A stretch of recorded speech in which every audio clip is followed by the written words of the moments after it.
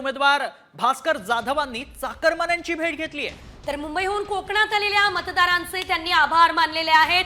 प्रत्येक गाडीमध्ये जात मतदारांची भेट घेतलेली आहे आणि सुखरूप प्रवासासाठी शुभेच्छा दिल्या। तन्मय, काल आपण बघितलेलं होतं कोकणवासियांना मोठे हाल सहन करावे लागले होते। वाहतूक कोंडीचा फटका बसलेला होता, बसेस त्यांना कोकणात जाण्यासाठी नव्हत्या आणि आता थेट भास्कर जाधव हे कोकणवासियांची भेट घेत आहेत। अगदी भास्कर जाधव यांनी प्रत्येक चाकरमान्याला जाऊन विचारपूस केल्याचं पाहायला मिळतंय। मुंबईतनं मोठ्या प्रमाणात चाकरमानी आपल्या गावाकडे मतदान करण्यासाठी गेला होता, त्याचे प्रचंड हाल झाले होते, मात्र त्यांचीच विचारपूस करताना भास्कर जाधव पाहायला मिळाले। जय महाराष्ट्र।